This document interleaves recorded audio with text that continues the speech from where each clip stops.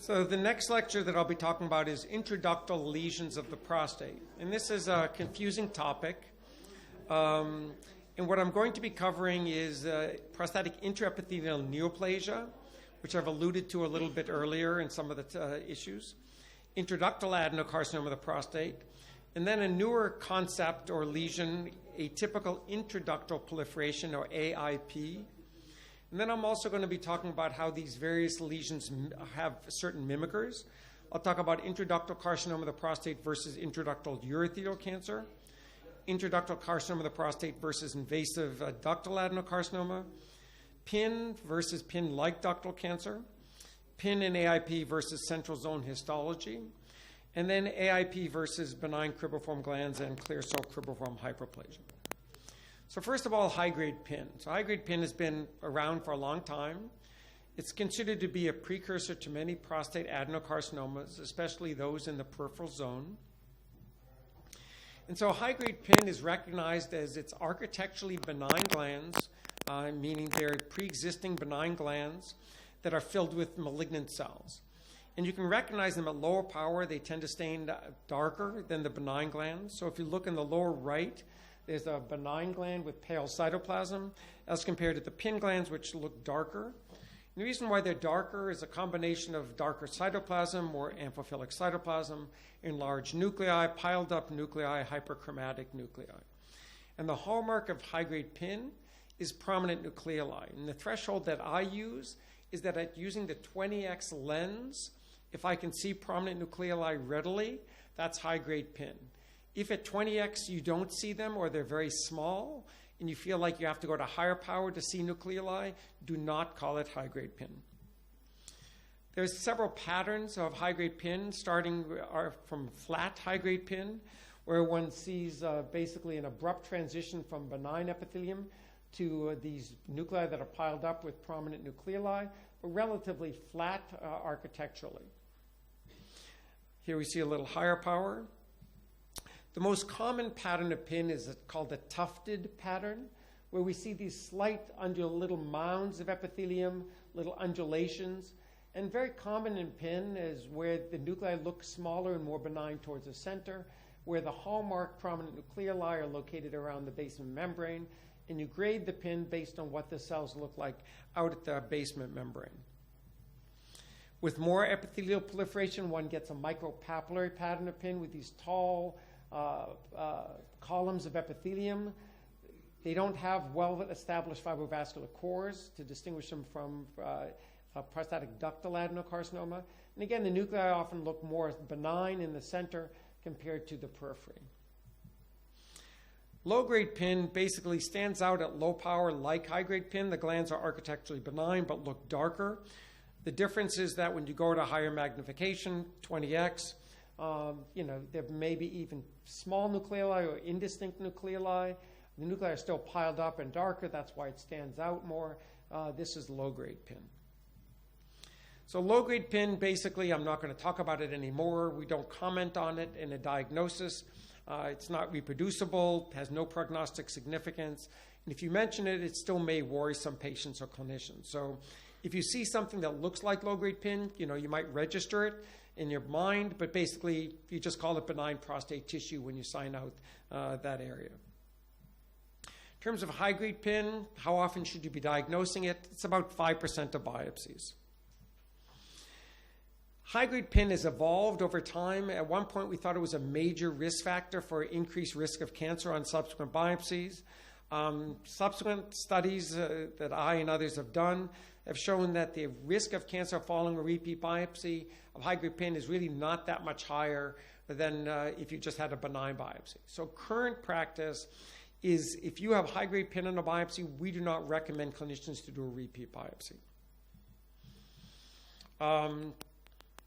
So again, most studies have shown if you have one core of high-grade PIN, it doesn't help predict which men are at higher risk of having cancer following a needle biopsy diagnosis of high-grade PIN. And then a most recent study, which has changed how I've looked at things, have shown that if you have a repeat biopsy, again, with multiparametric MRI, and I realize that's not being here, but at least in the United States, or elsewhere, if you have a repeat biopsy done with multiparametric MRI, even when you have multifocal high-grade PIN, it does not add to predicting the risk of significant cancer beyond what's predicted by serum PSA. So consequently, I think we've evolved that there's no need to do a repeat biopsy if high-grade PIN is the worst thing on your biopsy.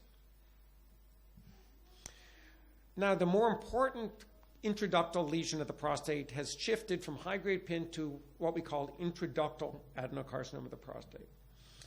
Intraductal cancer, even though it's been kind of a relatively recent phenomenon in terms of people recognizing it and how important it is, it's been around for a long time. It was discovered back in the 1980s by Dr. Covey and in the 90s by John McNeil. And even back then, when you look at how these papers were titled, they referred to it as spread of prostate cancer within prostatic ducts. So even back then, they were recognizing that this was cancer breaking into the ducts and spreading in most cases, as opposed to a precursor lesion of prostate cancer. In 2006, we did a paper on intraductal cancer of the prostate on needle biopsy, where we came up with criteria for the diagnosis of intraductal cancer on biopsy, which is where it has the most significance in terms of trying to decide what to do with the patient. And so the definition that we came up with, which has pretty much been accepted as the consensus definition of intraductal cancer, is it's either a solid or dense cribriform pattern, and I'll show with photographs what I mean by that, or a loose cribriform pattern or micropapillary, similar to what I showed you with micropapillary PIN, if you have either marked nuclear atypia, kind of bizarre cytologic atypia, or necrosis. And again, by definition, if you're calling something intraductal cancer, there's a basal cell layer that's preserved. So this is the classic, most typical pattern of intraductal cancer of the prostate, what we call dense cribriform. So dense cribriform means it's a cribriform process, meaning a sheet of epithelium with punched out lumina, like Swiss cheese.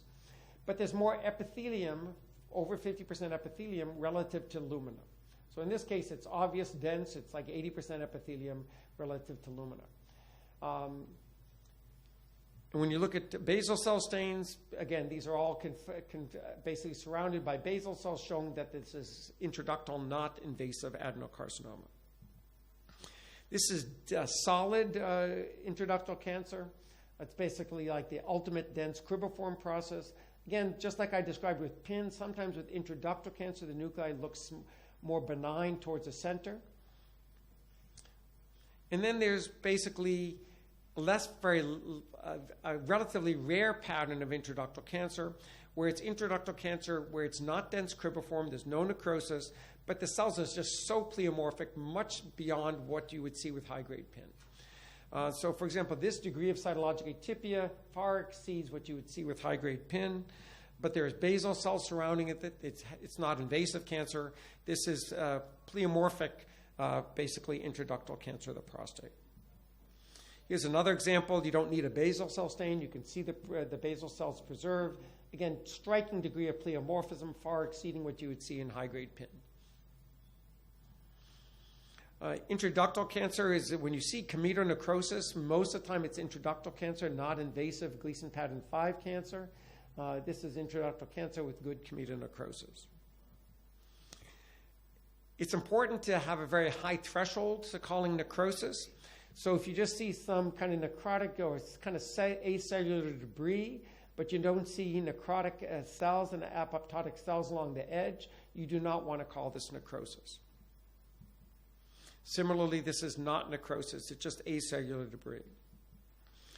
Similarly, in a cancer gland that's an individual well-formed gland, just like I talked about before, you do not change the grade to Gleason pattern 5. That's not good necrosis.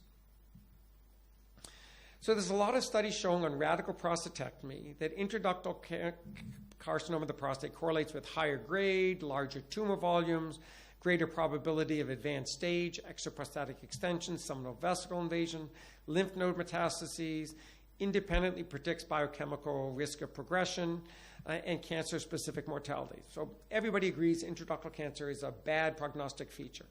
Multiple different ways of looking at it. If you look at intraductal cancer on needle biopsies, it also independently correlates with the risk of recurrence after treatment, cancer-specific survival. Even in patients who have distant metastases, if their biopsy shows intraductal cancer, that's also a worse prognostic feature for them. Even if somebody has metastatic disease after radiation, if you find intraductal cancer in the biopsy, that's a worse prognostic feature. So it's a worse prognostic feature for all grades of cancer, all stages of cancer. An uncommon scenario, but still an important one, is what is the significance of intraductal cancer only, meaning on a biopsy you have pure intraductal cancer, or you have intraductal cancer with low-grade prostate cancer on biopsy. So we did this study back in 2006, followed up with a larger study in 2010. And again, it's a relatively rare event to have pure intraductal cancer on needle biopsy. We had 66 cases with follow-up and 21 who had radical prostatectomies. And what you could see is most of these patients had fairly advanced disease, either tumor out of the prostate with extraprostatic extension or seminal vesicle invasion, but not all patients. 38% of them had organ-confined cancers, and interestingly, 10% of patients had no invasive cancer. So there are some experts in the field who have said all intraductal cancer of the prostate represents retrograde spread of invasive cancer into the ducts, just like those earlier studies that I mentioned. This is not true. There's a small percent, about 10%, of intraductal cancers which are a precursor lesion, where they have no invasive cancer or only low-grade cancer, kind of like high-grade PIN, but a worse form of high-grade PIN. Most of the time when you have an invasive cancer next to intraductal cancer, however, it's aggressive cancer with an average Gleason score of 8. So if you have only intraductal cancer, typically, again, most of these patients on biopsy, if you have only intraductal cancer, most of them are going to have a high-grade cancer in the radical. And most have fairly advanced stage. So consequently, if I see pure intraductal cancer on biopsy and the clinician says, what do I do with the patient? And literally last week we had such a patient. I will typically say, from my standpoint, I'm comfortable if they get definitive therapy, meaning radical prostatectomy or radiation, because 90% will have cancer and it'll be high-grade cancer. Even the 10% who have pure intraductal cancer, that's a high-grade precursor lesion that I think justifies them being treated aggressively before they go on to an invasive high-grade cancer. But some urologists don't feel comfortable treating definitively on a diagnosis of pure intraductal cancer, and they will rebiopsy to look for invasive cancer. So it's somewhat controversial. How do you treat men who have pure intraductal cancer on biopsy? But this is, I mentioned before when we were talking about grading of intraductal cancer, this is one of several cases that I've seen of pure intraductal cancer on needle biopsy, the entire prostate put through, every block had immunostains for basal cells, and it was just extensive intraductal cancer with chemotonecrosis and cribriform glands, no invasive cancer. But this patient with pure intraductal cancer, even with all this necrosis, as long as there's no invasive cancer, should be cured, just like anybody with only intraductal cancer. But again, this patient who had a radical prostatectomy for this disease, to me, that's not overtreatment. I think that's appropriate treatment. We probably likely saved this patient's life because this was unquestionably destined to have invasive cancer and typically high-grade cancer. So on needle biopsies, when do you suggest that there's intraductal cancer? When should you be thinking about it? When you see a dense cribriform glands that are evenly spaced apart, has a nice, sharp, rounded border to it, not an irregular, raggedy border, and spaced apart just as you would expect to see benign glands, somewhat expanded, but still spaced apart. That's when I think maybe this is pure intraductal cancer, and I do stains. And basically, in this case, we did the stains, and it was all intraductal cancer. Here you can see on a radical prostatectomy, intraductal cancer, the glands are often expanded. They often branch. So when you see branching glands like this, that's typically going to be intraductal cancer because prostate cancer doesn't have this branching architecture. And again, basal cells preserved in all this focus. I mentioned that sometimes you can see low-grade cancer associated with intraductal cancer. This was the case with 3 + 3 = 6 with extensive intraductal cancer. Again, there is the only invasive cancer in the case was this little area of pattern 3. You can see it here. Everything else intraductal cancer. Again, this patient should have a favorable prognosis. So rarely you can have pure intraductal cancer on biopsy. Rarely you can have a 3 + 3 = 6 with intraductal cancer on the biopsy. And again, what do you do with that patient? So again, this is uncommon. We did a study on this. And again, most of these patients have, higher grade tumor. Most of them will have higher stage disease. But there are some of these patients who will still have only the low-grade cancer on the biopsy with intraductal cancer. And again, in these scenarios, the intraductal cancer is most likely a precursor lesion. It's not retrograde extension of the cancer into the ducts. You wouldn't expect to have a 3 + 3 = 6 growing into the ducts to look like intraductal cancer. That just wouldn't happen. How do I report when I see these uncommon cases of 3 + 3 = 6 with intraductal cancer? What I say is intraductal cancer is more frequently seen with Gleason pattern 4 and 5 cancer, although these are not present on the current tissue samples. And I typically recommend that often they get a repeat biopsy to look for the higher grade cancer. And again, in the United States, we would not consider that patient a candidate for active surveillance because even though their invasive cancer is 3 + 3 = 6, intraductal cancer is not something, it's an aggressive precursor lesion. You want to treat those patients. You do not want them on active surveillance. So to summarize intraductal cancer, before we start going on to some of the other patterns and differential diagnoses, usually it represents an advanced stage of progression with intraductal spread of invasive cancer. Again, invasive cancer breaking into the ducts and spreading. But uncommonly, intraductal cancer can be a precursor lesion to high-grade cancer, either with no invasive cancer or only a little bit of invasive cancer. Now, there's another situation where you can have intraductal cancer, and that's with ductal adenocarcinoma of the prostate. So ductal adenocarcinomas of the prostate differ from usual prostate cancer, and the definition of a ductal adenocarcinoma of the prostate is that it has pseudostratified columnar epithelium versus usual prostate cancer is simple cuboidal epithelium. But this ductal terminology is confusing. So first of all, we have intraductal cancer, which I've been talking about. And in that scenario, intraductal, the ductal refers to location. When we talk about intraductal cancer, we're saying it's growing within ducts. Now, 95% of intraductal cancer is garden variety usual prostate cancer, which we call acinar prostate cancer, cuboidal cells growing within ducts and acini. And that's what I've showed you so far. But we also have a separate variant of prostate cancer, a separate different subtype of prostate cancer called ductal adenocarcinoma.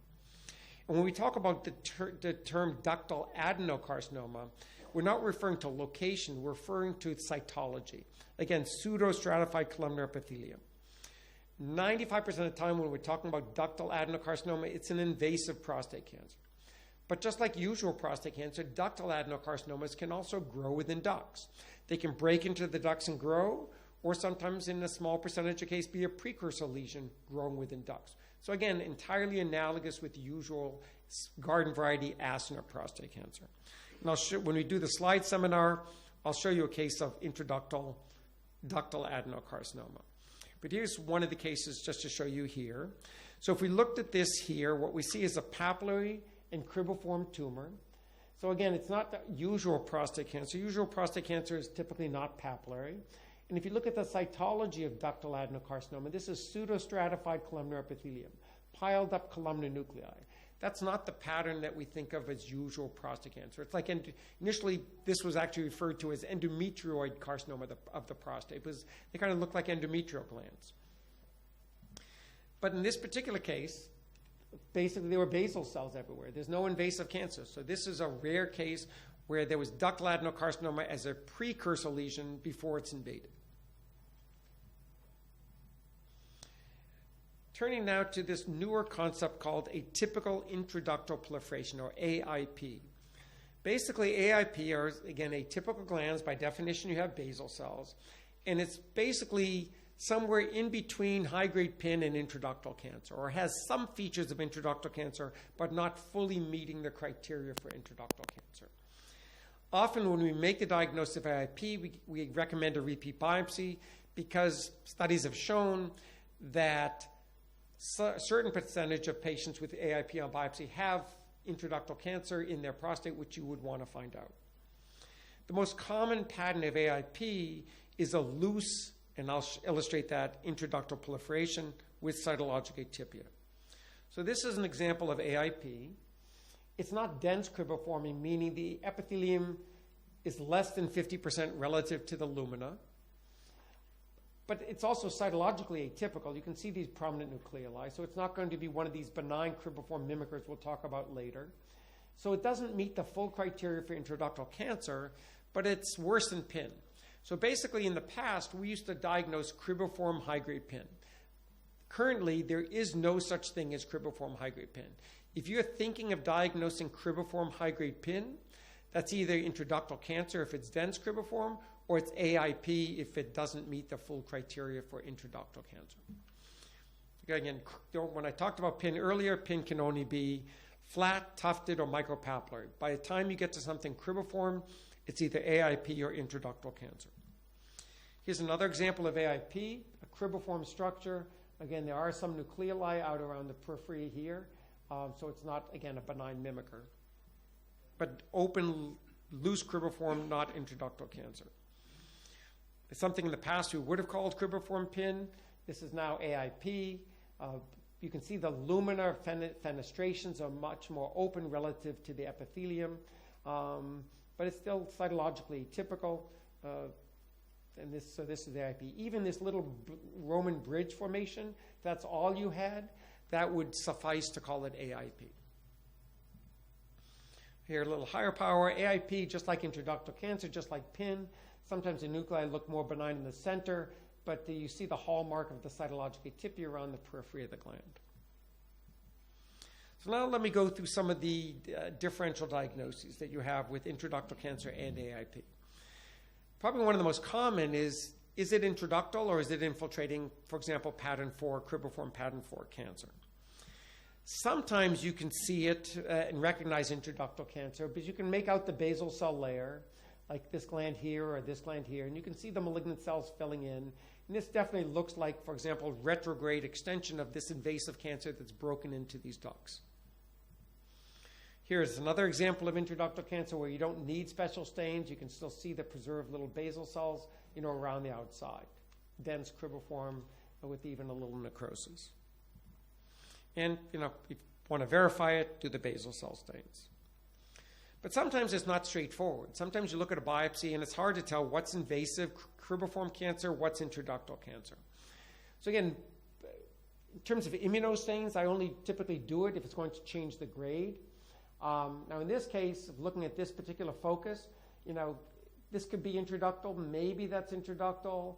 So maybe a lot of this is intraductal, so it might be reasonable to do a stain in this case. On the H&E, it's hard to tell.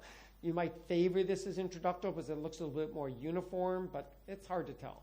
And it turns out when you do the stain, really the only one that was intraductal cancer, was basically this one in the middle. Everything else is infiltrating cribriform cancer. But on the H&E, it can be very hard to tell. Here's another case where, on the H&E, I would favor that this is infiltrating because these glands are kind of more crowded, a little bit more irregular. This big gland could be invasive, could be intraductal. This one, same thing, could be one way or the other. It's hard to say. And this would be reasonable if this is all you had to do the stains, because if these big glands were intraductal, and all of these were intraductal, you might have just a little bit of 3-3-6 plus intraductal. Or again, this could all be invasive, and this could be like a 4+3. So without being certain, you would want to do the stains. And it turns out the big cribriform glands are intraductal. Some of the smaller cribriform are also intraductal, but a lot of these individual glands are not. So it's probably still a 4+3 = 7 with intraductal cancer. Again, another case, difficult. This could be intraductal, intraductal, intraductal. They're kind of spaced apart evenly. This looks more irregular, cribriform, but can't be sure. And it turns out, in fact, that's pretty much what's going on. These bigger glands are intraductal, and the only invasive is a small component. This is the kind of biopsy that when I look at, I would say this could all be intraductal, because all these glands are roughly similar size and shape. They're separated by stroma. They're fairly uniform contour, not irregular. This would be the case that you'd want to do stains on, because if it's pure intraductal, you don't want to call this patient a 4+4 = 8. This patient could be one of those 10% that have pure intraductals in their prostate with an excellent prognosis. And in fact, this was a case of pure intraductal on biopsy. So when do you do the immunohistochemistry for basal cells? If you're not sure about intraductal, again, do the basal cell stains only when it makes a difference. If it's, for example, if you're not sure if it's pure intraductal cancer versus invasive, because that's a big difference for that patient. Or, as we talked about in the grading lecture, do the basal cell stains if it could make a difference in the grade. Now, as it turns out, as I mentioned before, the vast majority of times when you're looking at something and questioning, is it an intraductal cancer? The vast majority of time there's overt invasive high-grade cancer present, where whether there's intraductal cancer present or not, it's not going to change the grade. In that case, you don't have to do special stains necessarily. Again, basically what I just said, vast majority of times, you don't have to do the special stains. Rarely, though, it's one of the few times I'm fairly conservative in doing special stains. Most of the times I don't think you need to do a lot of special stains on prostates. But the one scenario where I might have to do immuno on multiple blocks, there are some cases that on multiple blocks, you just have trouble telling what's intraductal, what's invasive, and you may have to do stains on 3 or 4 or 5 blocks. But it's uncommon, again, because most of the time in that scenario where you're not sure about intraductal cancer, there's obvious high-grade cancer somewhere in the case. So this is a case where I would do the stains because I see this one gland that has necrosis is dying cells out here. So, there's some pattern 3 invasive cancer here, but the question is this Gleason pattern 5 or intraductal cancer? So I would do the stains because that would make a difference in how I grade this case. And in this case, basically, this necrotic gland didn't have any basal cell stains, so that ends up being a component of Gleason pattern 5. Again, single gland, you might think, is this intraductal cancer with necrosis or not? But if you look carefully, there's actually a little nerve here. So this is all invasive cancer, Gleason pattern 5. So it can be extremely hard on the H&E to tell intraductal sometimes versus invasive. Here, again, the nerve helps you out. But sometimes you just have to do the basal cell stains. Now, another differential is intraductal carcinoma of the prostate versus intraductal spread of urothelial cancer. So in patients with CIS of the bladder, the CIS can creep down into the prostatic ducts and acini and fill up the glands. And it can be difficult to distinguish between the two. Where it becomes problematic is with solid intraductal cancer of the prostate. So most intraductal cancer of the prostate is dense cribriform. And in that scenario, you're not worried about urothelial cancer because urothelial cancer doesn't make cribriform glands. But in this minority of intraductal cancers of the prostate which have a solid pattern, it can be difficult to tell versus urothelial, and you might have to do stains. Now this has some subtle, where the arrows are marked, some subtle attempt at gland formation. Also, these cells are very uniform cytology, so I would definitely look at this and favor. This is prostate, not urothelial, but I would still do the stains because of the difference in treatment and prognosis. Here we do the basal cell stains, and they're intact. But then you would want to stain this up with prostate markers or urothelial markers. Here we see another case of solid nests of cells with necrosis. This ends up being, again, intraductal cancer of the prostate. A GATA3. GATA3 actually stains basal cells, but you can see that the epithelial cells here with the necrosis are negative. This is not intraductal spread of urothelial cancer. This is intraductal cancer of the prostate. If you do an NKX 3.1, it labels those cells. Let me just ask also, so there are several different prostate-specific markers. The one that's been around the longest is actually prostate-specific acid phosphatase, PSAP or PAP. And then next longest has been PSA. And then we have 2 relatively newer markers, P501S, which is not P504S. P504S is racemase, which we talked about earlier, that can help you diagnose prostate cancer. But racemase is not specific for prostate cancer. Racemase stains urothelial cancer, colon cancers, lung cancers. So racemase helps you benign versus cancer, but it's not prostate specific. P501S, which is prostein, Prostein, is a prostate-specific marker. And then we have NKX 3.1, which is the best marker. So basically what I tell people and what I use in my lab is that if you have only one stain to do and you're trying to tell is it prostate versus something else, all you want is NKX 3.1. So let me just ask, because I don't know, show of hands, how many people have used NKX 3.1 here? Okay, we got one person. Okay, good. So I would, just like we talked about before, this is something that I would encourage you to get in your laboratories throughout the PSAP. I would even say throughout the PSA stain, because you have many false negative stains with PSA where high-grade prostate cancers do not stain with PSA, which will stain with NKX 3.1. NKX 3.1 is a nuclear stain. It's clean, specific, super sensitive. So again, consider getting, and it's an easy stain. It's not like a finicky stain or anything like that to get in your laboratory. Again, shows that this is intraductal, solid intraductal prostate cancer, not urothelial cancer. Here's intraductal urothelial cancer, and you can see that at low power, it looks similar to intraductal solid prostate cancer. It's basically filling up the glands and acidize the prostate in a solid pattern.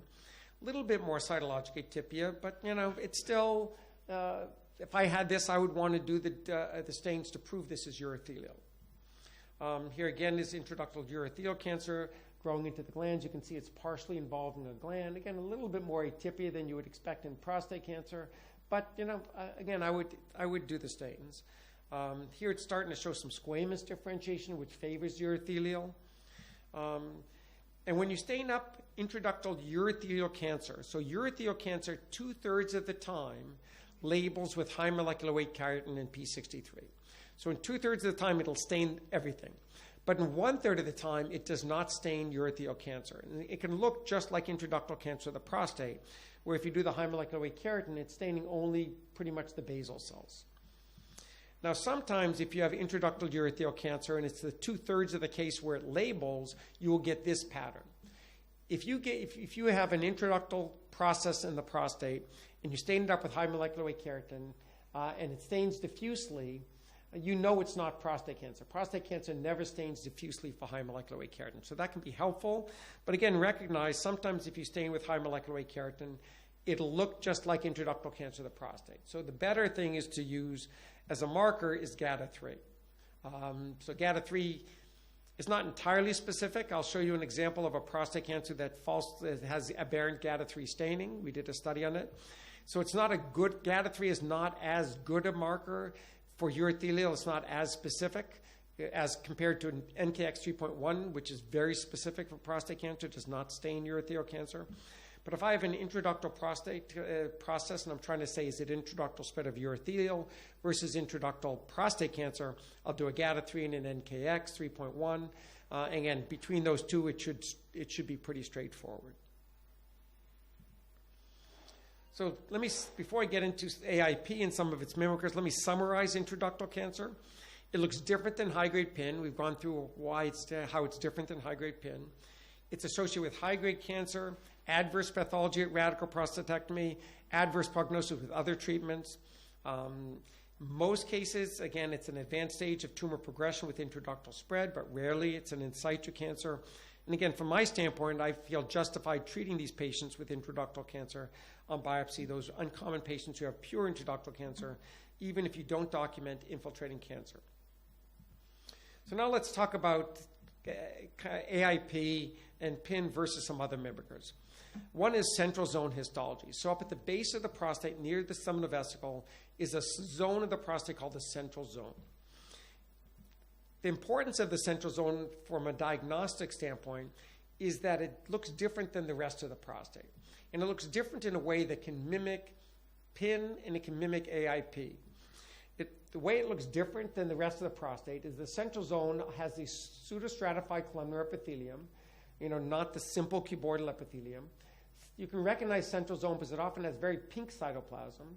It often has also a very prominent basal cell layer. You can see it just with the naked eye, which normally you don't see a basal cell layer that readily in the rest of the prostate. But the reason why it can mimic, here we see at higher power, prominent basal layer, pseudostratified columnar epithelium, and that pinkish cytoplasm. But the reason why it can mimic AIP is because you can often get these cribriform or Roman bridge formations, just like AIP.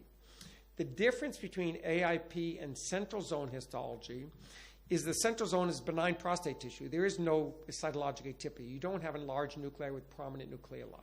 Whereas with AIP, by definition, you will have cytologic atypia. Often with AIP, the cytologic atypia, as I mentioned, is more along the periphery. But if you look here at the central zone or along the periphery, just totally benign cytology. Another example of these little prominent Roman bridge formation up at the base of the prostate in the central zone. But again, lack of any cytologic atypia. AIP can also be confused with a benign mimicker called clear cell cribriform hyperplasia. This can mimic also invasive Gleason pattern 4 cancer. So it occurs typically in the transition zone, the BPH area, periurethral region. You often see it more on TURPs, can see it on needle biopsies. You see this extensive cribriforming gland formation. So when you see that, you think intraductal cancer because many of these are dense cribriform. You might think AIP for some of the ones that are looser cribriform. At higher power, you could definitely confuse this with AIP. But again, just like we talked about with central zone histology, in clear cell cribriform hyperplasia, there's an absence of cytologic atypia. And again, if you were thinking or potentially considering high-grade, Gleason pattern 4 invasive cancer, the absence of cytologic atypia should also make you think, could this be clear cell cribriform hyperplasia? Just like central zone histology, clear cell cribriform hyperplasia is one of the few entities in the prostate where some, not all, but some of the glands have this very striking, obvious basal cell layer on the H&E, which obviously rules out invasive cribriform cancer, but also you wouldn't see this with AIP, you wouldn't see this with intraductal cancer. PIN can be confused with an entity pin-like ductal cancer. And one of the slides on the slide seminar we'll go over is such an example, but let me go through it now. Also known as pin-like cancer, again, synonyms. So in a radical prostatectomy, and I'll show you a slide of a radical prostatectomy during the slide seminar, pin-like cancer in a radical tends to be these very cystically dilated glands. But just like regular pin, they're lined by pseudostratified columnar epithelium. You can see the absence of basal cell layers demonstrating their cancer. Here they're very crowded back to back, but you can see that they have these very dilated glands lined by pseudostratified columnar epithelium, again, all negative for basal cell. So they can look like pin because pin would be glands that are typically maybe a little larger glands. These glands are more crowded than pin.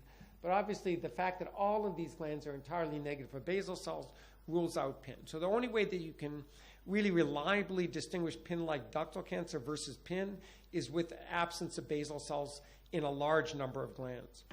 As I mentioned earlier, you can have 1 or 2 glands or 3 glands of pin with absent basal cells. That can happen. So you can't call pin-like cancer on just a few glands. You need enough glands like it's shown here to be all negative for basal cells to be able to be definitive to call it pin-like cancer. On a needle biopsy, pin-like cancer is something that you have to be suspicious of, thinking kind of based on what I just showed you in the radical prostatectomy. So if you go back to the radical prostatectomy, you have these big dilated glands. Imagine getting a needle stuck into these glands. You're never going to get that whole gland on the needle. What you're often going to get on the needle is just a strip of the edges of one of these glands. So on a needle biopsy, if on the edge of the needle you see a strip of epithelium with a pseudostratified columnar epithelium that you think, that could be pin, but it's such a big gland that I can't even get that whole gland on the core, that's probably not pin. Pin is never cystically dilated. So if you see a big dilated gland or on a needle, the edge of a cystically dilated gland that looks like pin, you should be thinking, could that be pin-like cancer?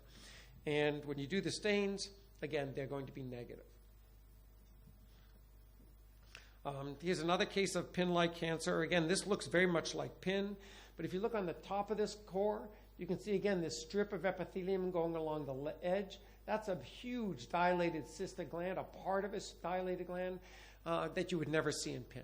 So at least think of it when you see this. Do the basal cell stains. And here, I think it's even easier to appreciate these big dilated glands along the edge of the core. big strips of epithelium along the side of the biopsy. This would correspond to one of these huge cystic glands. And when we talked about grading, we talked about pin-like cancer is graded as Gleason pattern 3. Definition of Gleason pattern 3 is individual well-formed discrete glands, not cribriform, not poorly formed. You can see pin-like cancer, even though it's an unusual cancer, it's still individual glands. So it's still Gleason pattern 3, and these tumors behave indolently like Gleason pattern 3. Another example of pin-like ductal cancer, again with negative basal cells. One more example. This one looks strikingly like pin, glands with infolding, they're kind of spaced apart.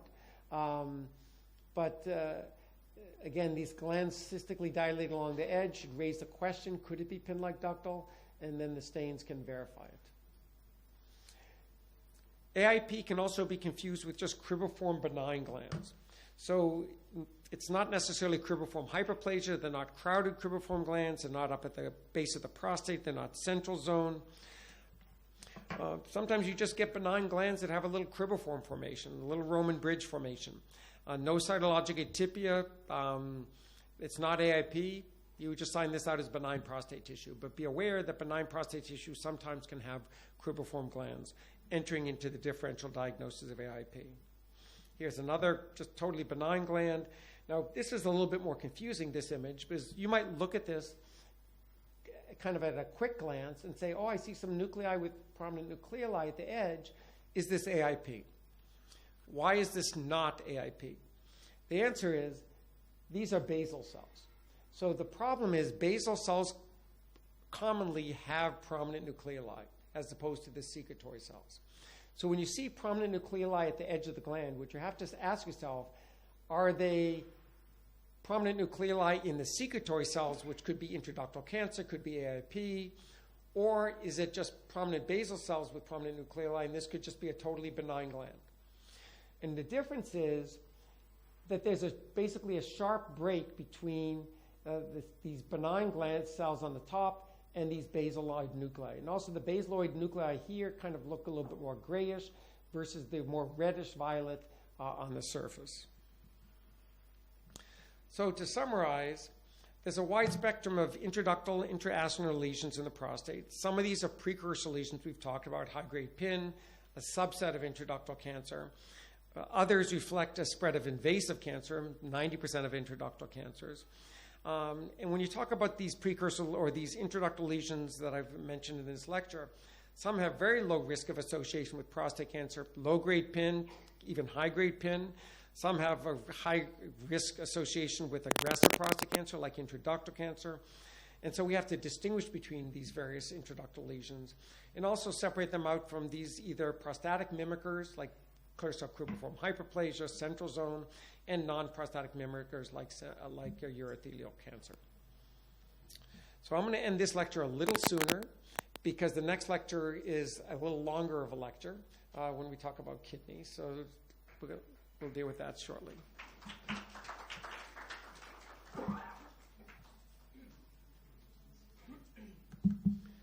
So kidney has been an area that has exploded in the